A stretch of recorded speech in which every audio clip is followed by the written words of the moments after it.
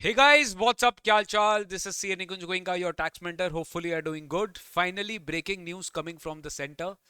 Income tax new bill 2025 ka draft has been released and it is expected to be tabled in the parliament on 13th of February 2025.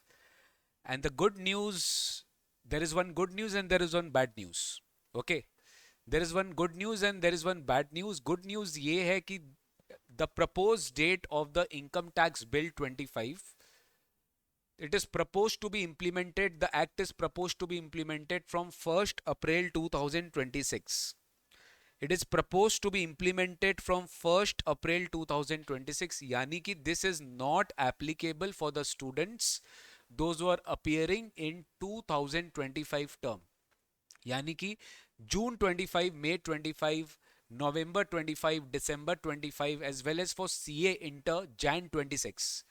It will not be applicable. Now the question is whether the this new amended Income Tax Act 2025, which will it be called as, will it be applicable in May 2026 or June 2026? Still the answer is no. May 26, June 26, maybe this Income Tax Act will not be applicable. But yes, possibility high है that for November 26 and December 26, as well as for CA inter January 27, this new Income Tax Act 2025 will be applicable. So if you are giving examinations in 2025, so you need not be bothered for exam perspective. But let me tell you, you are that. Now the bad news is this: you are a very unlucky set of students, those who are giving exams in 2025, because whatever section number, whatever section reference, whatever you will learn, it is of no use. ठीक है, it is of no use when it comes to section number. ठीक है, ये मैं बात कर रहा हूं only for student community. But if you if you ask me ki sir, you are a income tax faculty, you are a GST faculty, sir, obviously I did not get time to see the bill entirely because it has come in the afternoon. I just saw the bill and I thought that I will be just taking you through the bill 2025. ठीक है, ये मैं video उस दिन बना रहा हूँ जिस दिन ये बिल आया है. हो सकता है आप सोशल मीडिया में कभी और देख रहे होंगे. तो मैं एक ही बात बताना चाहता हूँ कि इनकम टैक्स बिल 25 में ये जो प्रोविजंस है ना, it is nothing different from what you are studying in Income Tax Act 1961. Ha, the arrangement of sections, the renumbering of sections, the simplicity of the language, and the most importantly, removal of proviso and explanation. There are so many explanations, there are so many provisos which are used in the Income Tax Act 1961. But in the new Income Tax Bill 25, you will not find any proviso, you will not find any explanation. Everything is given in section. So you will find section, subsection, clause, subclause. That's it. You will not find any explanation, you will not find any proviso. And that is why the number of sections which we used to study in Income Tax Act 1961, from 298 it has been increased to 536. ठीक है, number of sections जो income tax act 1961 में है और number of sections जो income tax bill 2025 में है, वो डेफिनेटली इंक्रीज हुआ है.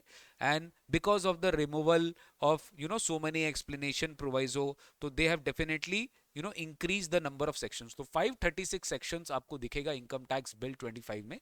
And existing income tax act 1961 में there are 14 schedules, and in income tax bill 2025 there are 16 schedules.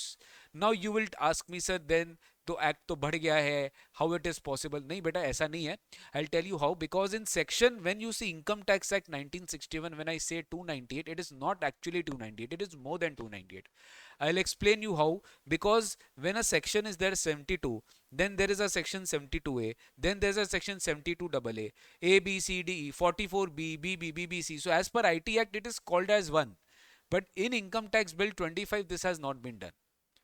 There are serially numbering 1, 2, 3, 4, 5, 6, 7, 8, 9, 10, and like this it will go till 536 section. So I'll tell you what, to whom this kind of bill will make a difference. To all the teachers, to all the income tax practitioners, to the assessing officers.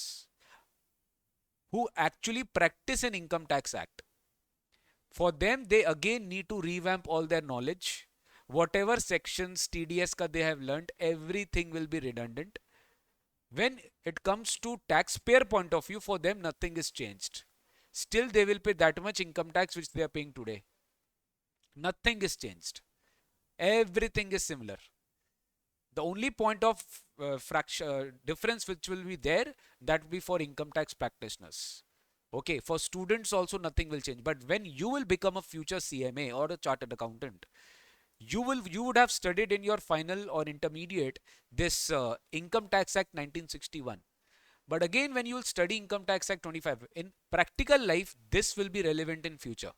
So definitely, when it comes to direct tax, if you will not upgrade yourself after clearing CMA or a chartered accountancy or some CS ka course, whatever course you are doing, then definitely you will be not updated with income tax. So this is a challenge which I think which has come before the students, those who are studying, those who are giving examinations in 2025.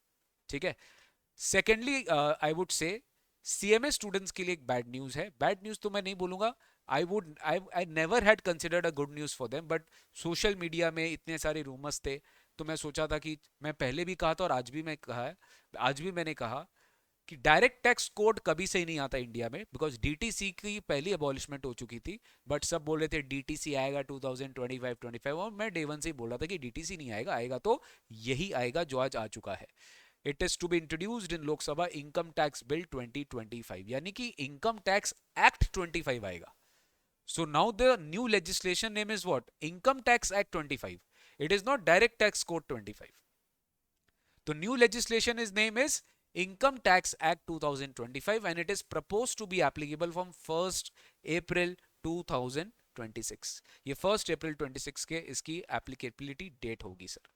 CMA students जो सोच रहे थे कि sir income tax audit का power क्या हमें new direct tax code में मिलेगा क्या, और मैं पहले भी कहा था कि देखिए इससे कोई फर्क आपको नहीं पड़ना चाहिए कि आपको पावर दिया जा रहा है कि नहीं दिया जा रहा है. बट एज एक्सपेक्टेड कि इनकम टैक्स बिल 25 में भी सीएमएस को पावर नहीं दिया गया है. यानी अकाउंटेंट के जो डेफिनेशन है, आई रिपीट, अकाउंटेंट का जो डेफिनेशन है in this particular act also, in this particular bill also, accountant का डेफिनेशन चेंज नहीं हुआ है. यानी accountant means a chartered accountant in practice. तो cost accountants have not been included in the definition of the accountant. तो yes, मेरा answer यही है कि टैक्स ऑडिट करने का पावर सीएमए स्टूडेंट्स को या सीएमए को नहीं दिया गया है. बट इसमें कोई प्रॉब्लम मेरे हिसाब से नहीं होनी चाहिए sir, because anyways income tax में मैं सच बताऊं आज के दिन में कंप्लायंस से ज्यादा रेवेन्यू तुमको लिटिगेशन, तुमको एडवाइजरी, तुमको ये सारे सर्विसेज प्रोवाइड करके मिलेंगे. इनकम टैक्स रिटर्न फाइल करके तुमको हार्डली कोई खास फीस मिलने वाला है क्लाइंट से. मैं प्रैक्टिकल फील्ड का बात कर रहा हूं, मैं थ्योरेटिकली फील्ड का बात नहीं कर रहा हूं.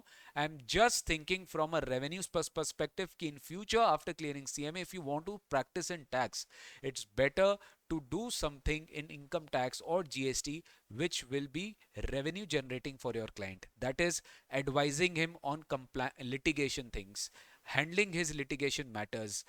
Whenever he is coming into an issue, whatever problems he is having, you are guiding him. तो कंप्लायंस वाला जो चीज़ है वो बहुत ज़्यादा मेरे लिए मैटर करता भी नहीं है. एंड आज का अगर मैं वर्ल्ड देखूं तो it is more future centre towards solving the problems. Compliance के लिए सबका टीम होता है, सॉफ्टवेयर होता है, and it is very easy यार. आजकल सॉफ्टवेयर सारा काम कर देते हैं और एआई का ज़माना है, फ्यूचर एआई होगा.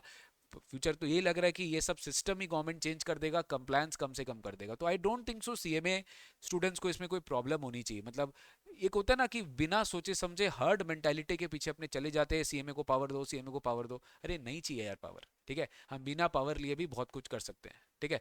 तो that is something motivating which I am telling you. हाँ, कुछ चेंज जो मैं आपको बोलना चाहूंगा. अब जैसे यहाँ पर अगर आप देखोगे, ठीक है, आप देखो चैप्टर नंबर 1, चैप्टर नंबर 2, ये same concept income tax act 1961 में भी था. Short title, extent and commencement, section number 1, section number 2, section number 3. अगर आप ध्यान दो, यहाँ पर एक डेफिनेशन इंसर्ट किया गया टैक्स ईयर का. मतलब कि now there is no more concept of previous year and assessment year in income tax. अब प्रीवियस ईयर और असेसमेंट ईयर का कॉन्सेप्ट इनकम टैक्स से रिमूव हो चुका है.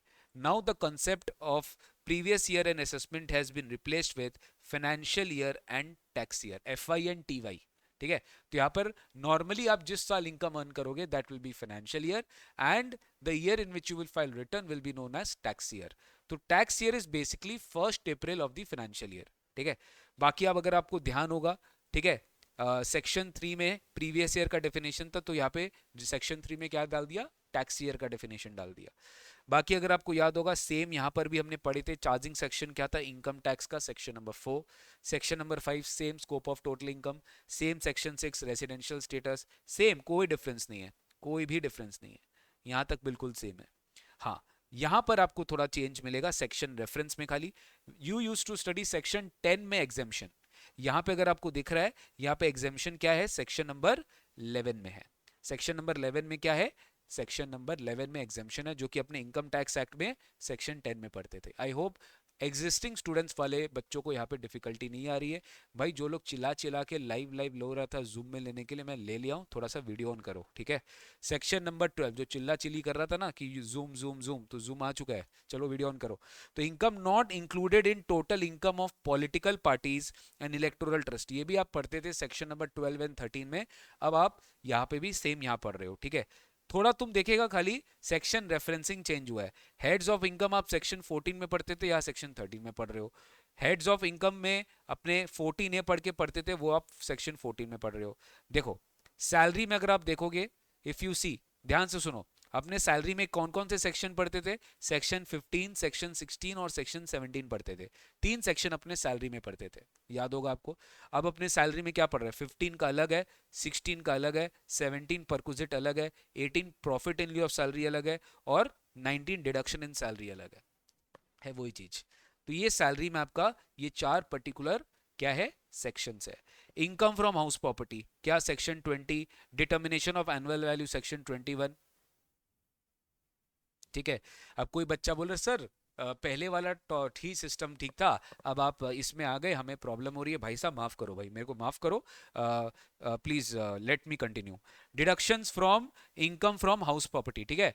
एचपी का जो डिडक्शन है सेक्शन नंबर 22 में आपको मिलता है, और पहले अगर आपको याद होगा इनकम फ्रॉम हाउस प्रॉपर्टी का चार्जिंग सेक्शन 22 था, डिटर्मिनेशन ऑफ एनुअल वैल्यू 23 था, deductions from income from house property 24 था, arrears of rent and unrealised rent receive subsequently section 25 था, प्रॉपर्टी ओन्ड बाय कोओनर्स 26 था, और एक अलग से इन्होंने क्या डाल दिया, इंटरप्रिटेशन, ये देखना पड़ेगा क्या है, विल सी, विल डिकोड।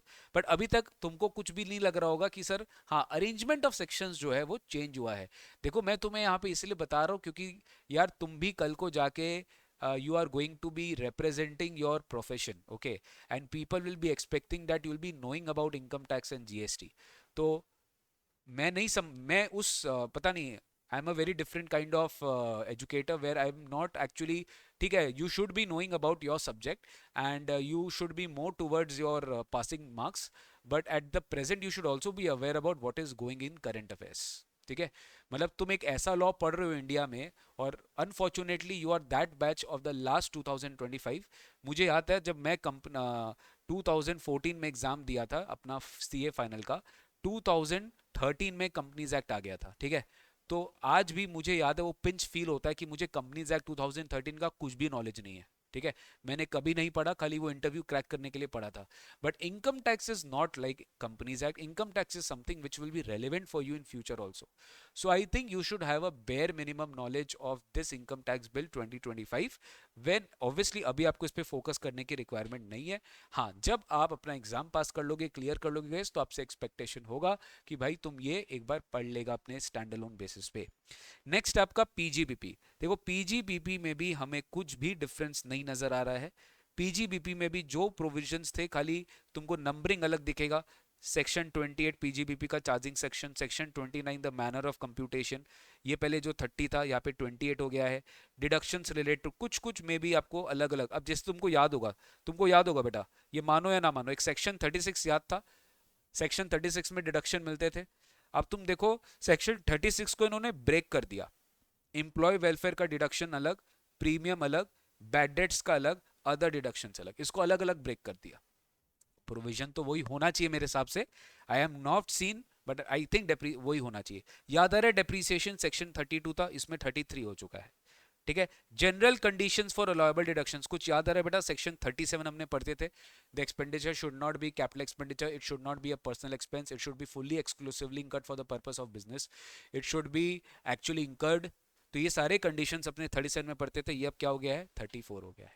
तो भाई कोई नया एक्ट नहीं है, खाली रीनंबरिंग किया गया है, and it is for sake of simplicity. इसमें तुम्हारे जैसे बच्चों को डिफिकल्टी नहीं आएगी। हाँ, जो पास कर लिया है, जो प्रैक्टिस कर रहा है, उसको पूरा पढ़ना पड़ेगा, उसके लिए रेफरेंसिंग चेंज हो जाएगा। लॉ मेकर्स ने लॉ बना दिया है, लॉ चेंज कर दिया है, एसेंस वही है। अल्टीमेटली फाइनेंशियल लाइबिलिटी आपके ऊपर ज्यादा नहीं आना चाहिए। ऑल्दो अपने पास अब ये एक्ट आया, बिल आया है, तो डेली अपने उसको थोड़ा डिकोड करेंगे। Will try level level best की अगर मैं आपको डायरेक्ट टैक्स पढ़ा रहा हूँ तो मैं साथ साथ आपको इसका जो ट्विस्ट है एंड टर्न्स है इसका भी मैं आपको बता दूं कि हाँ ये न्यू बिल में एग्जैक्टली क्या प्रपोज है। और अभी तो इसमें चेंजेस भी सिग्निफिकेंट हो सकते हैं, ठीक है। ऐसा नहीं कि यही बिल एक्ट बन जाएगा। बिल आता है तो उसमें चर्चाएं होती है, डिस्कशन होती है, चेंजेस सजेस्ट किया जाता है, फिर उसके बाद उसमें इंकॉर्पोरेट होता है, फिर एक्ट बनता है, ठीक है। तो वो भी चेंजेस हो सकता है, बट जनरली 90-95% चांसेस हाई होता है कि इफ द बिल की एसेंस सेम है, बिल का एसेंस मतलब bill is not basically tax liability बढ़ा नहीं रहा है, घटा नहीं रहा है, या फिर कोई फाइनेंशियल लाइबिलिटी इंक्रीज डिक्रीज नहीं हो रहा है, तो फिर बिल में कहीं इशू आता नहीं है सर। बट इस अभी तक जो मैंने देखा, मुझे कहीं पे भी ऐसा नहीं लगा कि यहाँ पर, अब जैसे तुमको याद होगा गाइस, कम ऑन, ABA, मुझे मन कर रहा है कि पूरा बिल खोल के तुमको एक एक सेक्शन पढ़ा दूं, ठीक है, बट तुम्हारे लिए रेलेवेंट अभी नहीं है, ठीक है। सेक्शन 35 ABA कुछ याद आ रहा होगा आपको? स्पेक्ट्रम फीस, टेलीकॉम फीस, सबका अमोर्टाइजेशन होता है, ठीक है। तुमको याद आ रहा होगा इसका सबका अलग अलग सेक्शन था, एमेलगमेशन एक्सपेंस का, डीमर्जर एक्सपेंस का, कुछ याद आ रहा है? 35DD, 35DDA, कम ऑन यार, कम ऑन, याद आ रहा है? ये अब सेम कर दिया, एक ही सेक्शन बना दिया इसका, सारा अमोर्टाइजेशन का एक सेक्शन बना दिया है। फिर आपको याद हो रहा है कि agricultural extension project and skill development project, CCC एक सेक्शन था, CCD एक सेक्शन था, इसको कंसोलिडेट कर दिया, इसको क्या कर दिया? कंसोलिडेट कर दिया। बोलो मैं क्लियर हूं? हाँ, दिस सेक्शन, ये मैंने पढ़ा भी था न्यूज में, ये नया एक तरह से गवर्नमेंट ने जो है रेवेन्यू रिकॉग्निशन का जो प्रोविजन है वो डाला है। Basically it is linking ICDS also, जो अपने income competition and disclosure standards पढ़ते हैं, उसका भी इन्होंने डिफरेंसेस क्या कर दिया है income tax act, I mean income tax bill में डाल दिया है। यानी जहां जहां income tax act and accounting की जो कॉन्सेप्ट्स है, जहां जहां वो डिफर होगा, वहां वह इनकम टैक्स एक्ट में उसका जो है प्रोविजन आ जाएगा। नॉन रेसिडेंट टैक्सेशन में हमने हेड ऑफिस एक्सपेंडिचर का खर्चा पढ़ा था, मैंने एग्जिस्टिंग बैच में पढ़ाया था इसको, 44C, याद है आपको? अब इसका नया सेक्शन क्या हो गया है? 60। इसका नया सेक्शन क्या हो गया है? 60। प्रिजम्पटिव टैक्सेशन स्कीम में कुछ स्पेशल इनकम का सर्टेन बिजनेस एक्टिविटी आता है, कुछ याद आ रहा है आपको? इतना सीरीज पढ़ा था, BBBA, BBB, BBC, इतना पढ़ा था, याद आ रहा है? इसको सब मिला के एक सेक्शन बना दिया है, सब मिला के एक सेक्शन बना दिया है। तुमको बस एक ही सेक्शन पढ़ना है, तुमको अलग अलग चीज नहीं पढ़ना है। कुछ याद आ रहा है? 44AA books of accounts, 44AB audit, ये टैक्स ऑडिट का जो सेक्शन है वो 63 है। टैक्स ऑडिट का सेक्शन है वो क्या है? 63, और बुक्स ऑफ अकाउंट्स का जो सेक्शन है वो है 62, ठीक है। वैसे देखो कैपिटल गेन्स का चार्जिंग सेक्शन 45 है, तो यहाँ पे कैपिटल गेन का चार्जिंग सेक्शन क्या है? 67, कैपिटल गेन का चार्जिंग सेक्शन। ये अपने 46 पढ़े थे लिक्विडेशन, फिर अपने बायबैक में पढ़े थे 46A, 47 पढ़े थे ट्रांसफर। यहाँ पे कुछ भी ABCD दिखाई दे रहा है तुमको? कुछ भी ABCD नहीं है, एकदम सीरियल ऑर्डर में सेक्शन चलेगा। मतलब जैसे GST लॉ में होता है, तुमको पता होगा, CGST एक्ट में भी कोई ABTB नहीं है। वो अलग बात है कि अब गवर्नमेंट क्या करने लग गया है, बीच बीच में अमेंडमेंट लाने के लिए उसको ए करते हैं, तो इसमें भी करेगा ये लोग। 4 साल बाद ABCD हो जाएगा। That's a good point, that's a good point. कल को जब अमेंडमेंट आएगा तो सी, वो तो आप भी अंडरस्टूड है यार, 4 साल बाद क्या होगा किसको क्या पता, ठीक है। तो 4 साल के बाद जब अमेंडमेंट आएगा तो तब तो बीच बीच में गवर्नमेंट भी डालेगा, कोई दिक्कत नहीं है, बट हाँ सिंप्लीफाइड वर्ड्स में डालेगा, सिंप्लीफाइड लैंग्वेज में डालेगा, दैट इज इंपॉर्टेंट। एंड तब तक अपने को भी समय मिल जाएगा गाइस, ठीक है। देखो इनकम फ्रॉम अदर सोर्सेज भी सेम है, 56 डिडक्शन नॉट डिडक्टेबल प्रॉफिट, एकदम क्लियर है, 4 सेक्शन में खत्म। क्लबिंग 96 से 100 खत्म। Set of and carry forward of losses set of and carry forward of losses, ये हो गया एग्रीगेशन ऑफ इनकम, ये हो गया एग्रीगेशन ऑफ इनकम, ठीक है। ये हो गया तुम्हारा अच्छा, ये एग्रीगेशन ऑफ इनकम हो, सॉरी, ये तुम्हारा सारा ब्लैक मनी का सेक्शन याद है बेटा, 68, 69, 69 ए बी सी डी, ये सब ब्लैक मनी के सेक्शंस हो गए, ठीक है।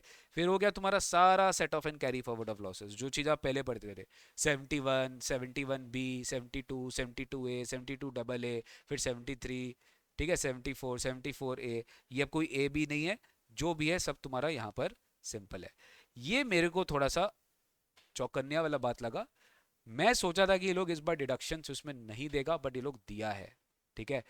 दे हैव गिवन डिडक्शंस, मतलब गवर्नमेंट इमीडिएटली डिसकंटिन्यू नहीं करेगा old tax regime, government immediately discontinue नहीं करेगा, बिकॉज यहाँ पे अगर आपको याद होगा चैप्टर 6 से अब वो क्या हो चुका है, अब वो क्या हो चुका है, चैप्टर 7, ठीक है, नहीं चैप्टर 8, अब वो क्या हो चुका है, चैप्टर 8, जो चैप्टर 6 हो चुका है, ठीक है, अब वो चैप्टर 8 है, चैप्टर 6 ए हो गया चैप्टर 8, ठीक है। अब चैप्टर 8 में भी ये हो गया तुम्हारा पेमेंट बेस्ड डिडक्शंस, तुमको सब याद होगा, लाइफ इंश्योरेंस प्रीमियम 80C था, employer contribution 80C triple C था, ठीक है, ये भी तुम्हारा 80CC में ही था, हेल्थ इंश्योरेंस प्रीमियम 80D था, मेडिकल ट्रीटमेंट डिसेबिलिटी 80, ये मेडिकल ट्रीटमेंट है, ये medical treatment of dependent who is disable, ये 80DD था, ये मेडिकल ट्रीटमेंट 80DD था, एजुकेशन लोन 80E था, ये सब आदर है ई सब, अब ये सब कोई ET नहीं है, सीधा लाइन से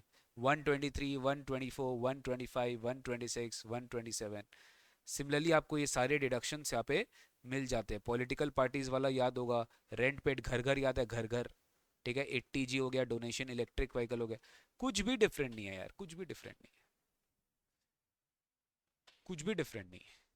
हाँ, मेरे को प्रॉब्लम आएगा पढ़ाने में, क्योंकि मुझे सब चीज़ पढ़ना पड़ेगा, मेरी पूरी मटेरियल चेंज हो जाएगी, मेरा सब कुछ चेंज हो जाएगा, मुझे तो अब लगता है कि मुझे भी अब पढ़ते समय, भैया मैं भी स्टूडेंट बन गया आप लोग की तरह, अब समझ गया मैं स्टूडेंट कैसे बना, कि बिल पूरा आ गया, नया एक्ट पूरा आ गया, तो मेरे को भी तो स्टूडेंट बनना पड़ेगा ना वापस से, मैं तो स्टूडेंट हूँ आप लोग की तरह, आप लोग तो एक बार टर्म के लिए स्टूडेंट बनते हो, मैं तो जिंदगी भर के लिए स्टूडेंट बन चुका हूँ ठीक है।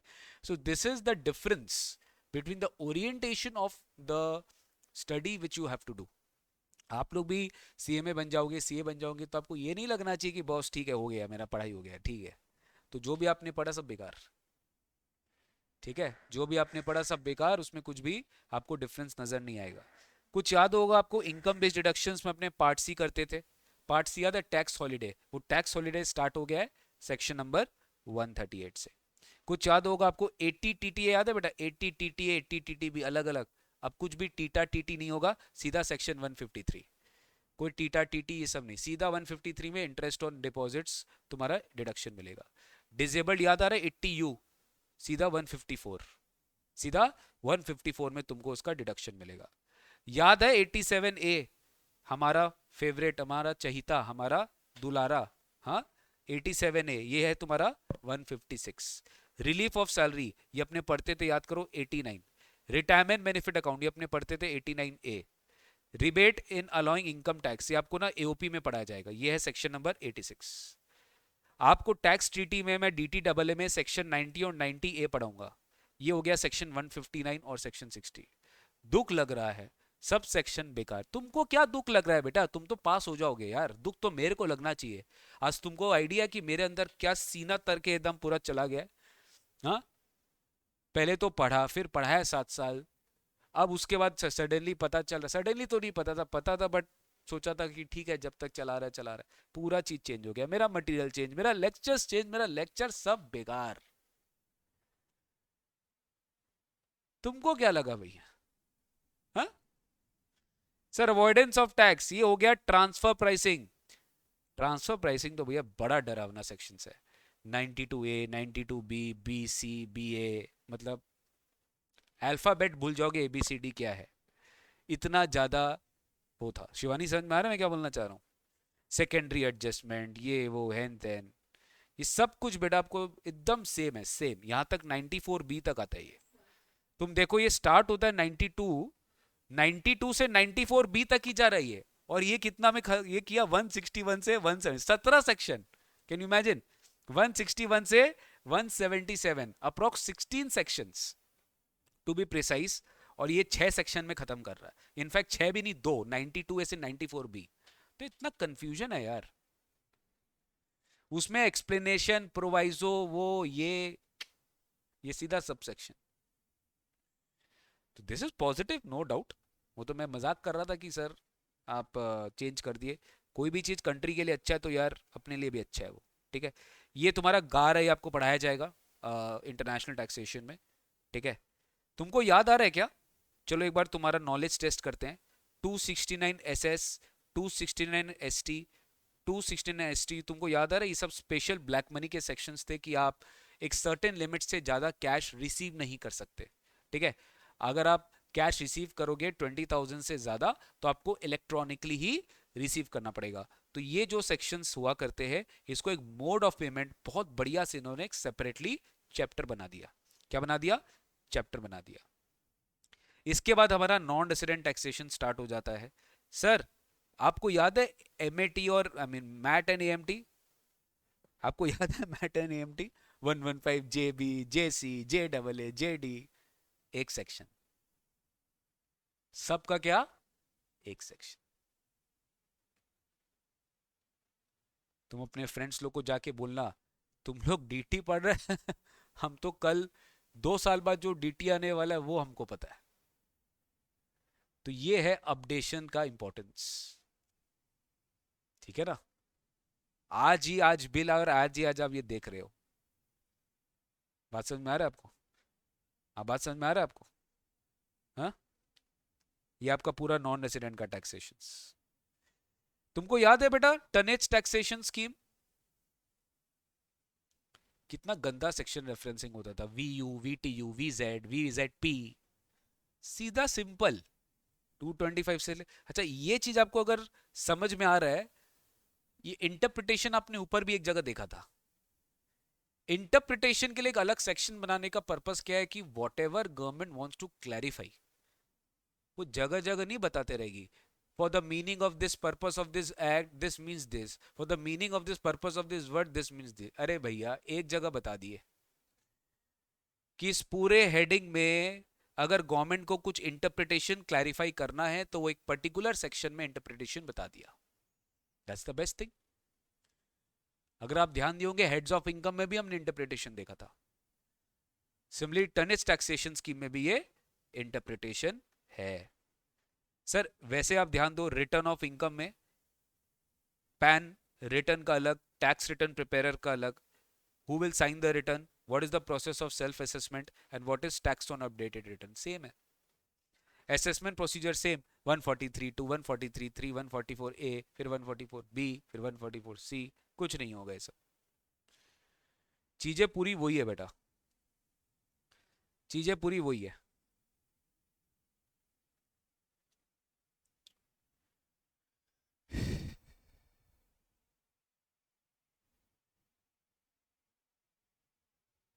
ये अपील्स हो गया पूरा।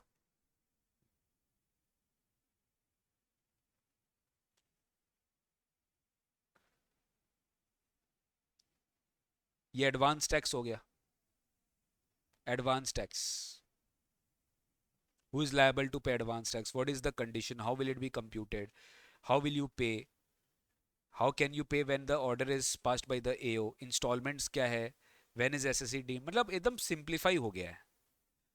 जब अपने इसका सेक्शन देखेंगे और समझ में आएगा। ये सारा फीस का एक ही जगह दे दिया है, सबका अलग अलग जगह था पहले, सबका एक ही जगह फीस दे दिया है। 427, 428, 429, 430, रिफंड का एक जगह है, पेनल्टी सारा एक जगह है। अरे पेनल्टी तो बाप रे बाप, हालत खराब हो जाएगा जब अभी मैं इनकम टैक्स एक्ट 1961 का आपको पेनल्टी पढ़ाऊंगा। इजी है पेनल्टी, उसका सेक्शन नंबर लर्न करना बहुत डिफिकल्ट है। F F A, F F B, F F C, मतलब इतने सारे।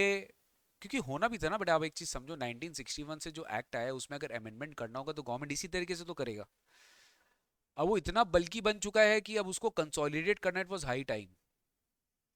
तो 64 ईयर्स बाद गवर्नमेंट ने क्या किया, जितने भी आलतू फालतू सेक्शन थे उसको हटाए और सबको कंसोलिडेट किया। दिस नोन एज कंसोलिडेशन, कि सबको एक जगह करो, सबको एक जगह रखो, सबको एक ही जगह उसके बारे में डिस्कस करो। तो that was I think very much required and this should be appreciated. मतलब इसमें क्या ना, हमें गवर्नमेंट को अप्रिशिएट करना चाहिए। ठीक है, फिर आपका शेड्यूल एंड ऑल आ गया। तो this was a basic walk through which I wanted you कि हाँ देखो, आप देखो कि इनकम टैक्स न्यू बिल दिखता कैसा है। ठीक है, 2025 वाला ये एकदम ड्राफ्ट बिल है। ठीक है, अगर मैं आपको दिखाऊं इसका, सर एक सेक्शन देखने का मन है क्या आपको? हाँ दिखाइए सर, एक सेक्शन हमें पढ़ाइए। आइए एक सेक्शन आपको दिखाता हूँ, इजी वाला सेक्शन दिखाता हूँ, देखो। अ बिल 2025, दिस एक्ट में be called as income tax act 25। तो इस एक्ट का नाम क्या होगा जब भी होगा? इनकम टैक्स एक्ट 25 होगा। It extends to whole of India and it will be coming into force on 1st April 2026। ये कब से एप्लीकेबल होगा? ये 1st अप्रैल 2026 से एप्लीकेबल होगा। ठीक है, अब मैं सबसे पहले अकाउंटेंट का डेफिनेशन ही देखा और ये सबसे पहले लिखा हुआ है, और इस अकाउंटेंट के डेफिनेशन में कोई चेंजेस नहीं है। It means any chartered accountant in practice, और ये डेफिनेशन आप पढ़ चुके हैं अपने रेगुलर क्लासेस में भी। ठीक है, आप पढ़ चुके हो ये सारे डेफिनेशंस है। ठीक है, दीज ऑल आर डेफिनेशंस।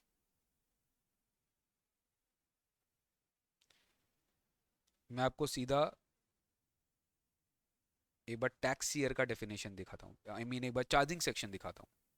देखो, एक बार चार्जिंग सेक्शन देखेंगे तो सेक्शन 4, सेक्शन 4 का sub section 1, sub section 2, section 4, 1 2 3 4 5, इसके 5 डिविजन है। इनकम टैक्स, ध्यान देना, income tax for any tax year,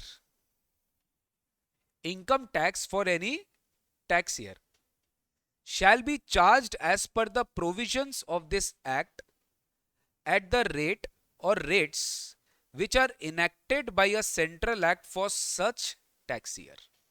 यानी उस टैक्स ईयर का जो रेट ऑफ टैक्स होगा वो उसी के हिसाब से चार्ज किया जाएगा जो उस टैक्स ईयर का रेट है। ये चीज अपने पहले असेसमेंट ईयर पढ़ते थे, अभी इसको टैक्स ईयर पढ़ रहे हैं। The charge of income tax under sub section 1 shall be levied on the total income of the tax year of every person as per the provisions of this act। यानी income tax का जो charge होगा, this will be chargeable on the total income of the tax year of every person as per the provisions of this act। It shall also include any additional income tax by whatever name called levied under this act। जैसे आपको याद होगा अपने buyback tax पे करते थे। ठीक है, पहले कॉर्पोरेट डिविडेंड टैक्स भी होता था, अब तो वो अबॉलिश हो चुका है, बायबैक टैक्स भी अबॉलिश हो चुका है। तो यानी इनकम टैक्स जरूरी नहीं कि आप अपने इनकम पे ही पे करोगे, you might have to pay some additional income tax, that is also an additional tax liability. If this act provides that income tax is to be charged in respect of income of a period other than the tax year, यानी आपके ऊपर income other than tax year अगर लगेगा, अगर ये income tax act कहता है, तो that will also be charged. जैसे याद होगा आपको, कुछ केसेस में आपको किसी और साल के इनकम पे करेंट ईयर पे टैक्स देना पड़ सकता है, तो वहां पे भी ये चीज कवर किया जाएगा। और last but not the least, the income tax shall be deducted और कलेक्टेड एट सोर्स और paid in advance as provided under this act. यानी कि सर टीडीएस और एडवांस टैक्स और टीसीएस जो है वो जैसे कलेक्ट होगा, वो इसी फॉर्म पे क्या किया जाएगा? कलेक्ट किया जाएगा। वो इसी फॉर्म पे क्या किया जाएगा? कलेक्ट किया जाएगा। यानी किसी भी मतलब कोई भी टैक्स ईयर का अब आपको इनकम, मतलब आप सब भूल जाइए प्रीवियस ईयर असेसमेंट ईयर, मतलब अभी जो मैं टैक्स दे रहा हूं, अभी जो मैं टैक्स ईयर है मेरा, मान लो मेरा टैक्स ईयर 2026-27 है, मेरा टैक्स ईयर क्या है? 2026-27। ठीक है, मेरा टैक्स ईयर क्या होगा? 2026-27। तो चलो एक बार है ना अपने रिटर्न ऑफ इनकम देखते हैं। रिटर्न ऑफ इनकम में सर ड्यू डेट चेंज हुआ है क्या? मेरे हिसाब से नहीं हुआ होगा। देखिए मैं भी पहली बार ही आपके साथ एक्ट खोल रहा हूँ, ठीक है, मुझे भी नहीं पता है, वो देखना पड़ेगा। रिटर्न ऑफ इनकम याद है ना आपको, अपना रिटर्न ऑफ इनकम का ड्यू डेट्स क्या था? तो आइए एक बार अपने देखते हैं कि रिटर्न ऑफ इनकम का ड्यू डेट्स क्या है। सबसे पहले सेक्शन नंबर मैं देख लेता हूँ। रिटर्न ऑफ इनकम के ड्यू डेट्स को जानना पड़ेगा अपने को, उसके लिए ये section 263 don't get confused with the existing income tax act, ठीक है। ये section 263 return of income.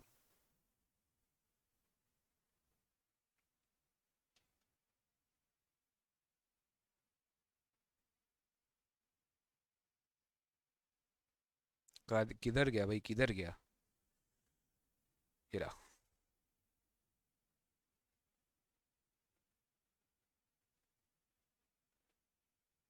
Filing of return of income. The following person shall furnish a return of income for the tax year under this act on or before the due date. इन सबको return file करना पड़ेगा for the tax year under this act on or before the due date. एक बार due date देख लेते हैं। For the purpose of this section due date means the date of the financial year succeeding the relevant tax year. समझ में आ गया? कुछ भी असेसमेंट ईयर फाइनेंशियल ईयर बोला, वो बस यही बोला कि जो भी साल इस टैक्स ईयर के बाद आएगा, जो भी साल इस टैक्स ईयर के बाद आएगा।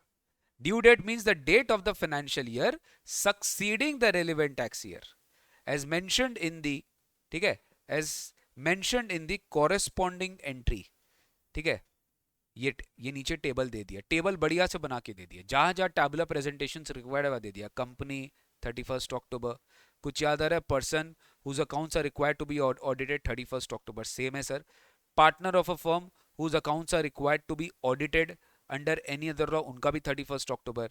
Any assessee including the partners of the firm who is required to furnish a report. ये कौन सा रिपोर्ट होगा, कोई बोल सकता है?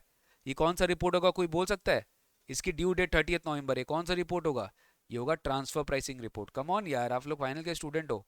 ये ट्रांसफर प्राइसिंग रिपोर्ट होगा, जिसको इंटरनेशनल ट्रांजैक्शन वो करेगा उनका 30 नवंबर है, और अदर एसएससी का 30, मतलब कोई चेंज नहीं है, कोई चेंज नहीं है सर। मतलब अब क्या होगा, टैक्स ईयर का ही बात करना बस, प्रीवियस ईयर भूल जाओ, असेसमेंट ईयर भूल जाओ।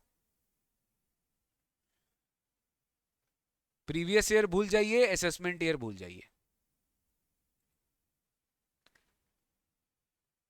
सर हम लोग का अपडेटेड रिटर्न का टाइम लिमिट क्या है बेटा? जो दो आपको 24 मंथ्स पढ़ाया गया था वही है अपडेटेड रिटर्न का टाइम लिमिट। बजट 2025 में भी अपडेटेड रिटर्न का टाइम लिमिट चेंज हुआ है, बट वो 2026 से एप्लीकेबल है। And I am very sure, I am very sure, अभी आपको मैं प्रूफ कराता हूँ, अभी मैं आपको प्रूफ कराता हूँ। चलो, तुम भी बोलेगा अरे सर आप तो एकदम, हाँ आओ इधर आओ। अपडेटेड रिटर्न का time limit I am very sure जो अभी बजट 2025 में आया है उसको यहाँ ये लोग डाल दिया होगा, डेफिनेटली डाला होगा, क्योंकि मैं जानता हूं मेरी सरकार को। इंटेंशन वही है सर, इंटेंशन वही है। एक मिनट मुझे टाइम दो भाई, मैं भी तुम्हारे साथ देख रहा हूँ भैया, टाइम दोगे ना?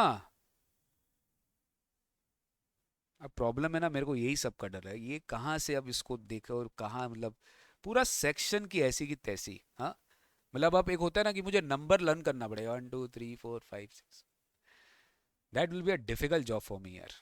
कंट्रोल एफ तुम कर पाओगे ना, मैं थोड़ी ना कर पाऊंगा बार बार कंट्रोल एफ। दिमाग में कंट्रोल एफ का फंक्शन भगवान ने दिया नहीं है।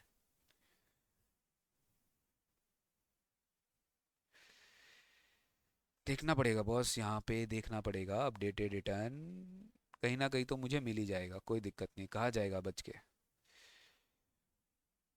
ये टैक्स ऑन अपडेटेड रिटर्न है, आई थिंक ऊपर ही होगा अपडेटेड रिटर्न, किसी ना किसी सब सेक्शन में घुसा हुआ होगा। ये डिफेक्टिव हो गया।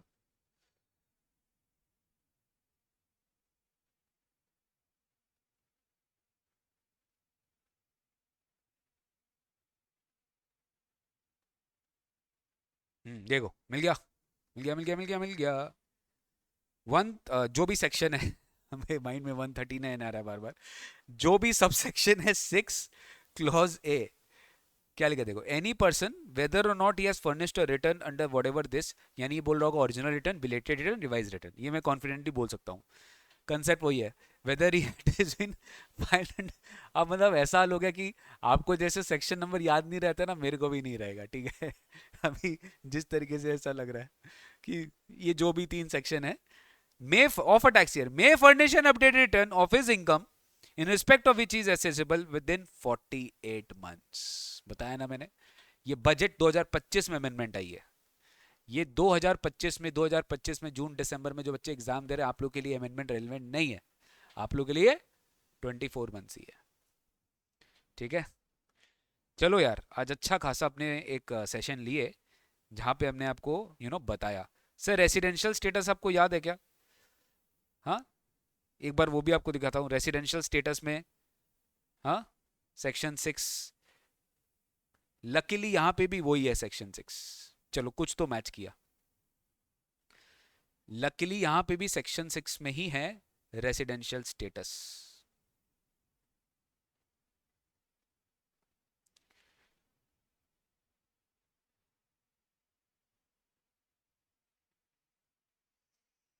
हाँ ऑब्वियसली अब सब सेक्शंस भर जाएगा क्योंकि एक्सप्लेनेशन प्रोवाइजर सब कम हो गया। क्या लिखा है? A residence of person shall be determined. An individual shall be resident in a tax year. हर जगह क्या हो गया? Tax year, tax year, tax year. If he is in India for a total period of 182 days or more in that tax year, or he is in India cumulatively for 60 days or more during that year and has been in India cumulatively for 365 days or more in last 4 years. कुछ change हुआ?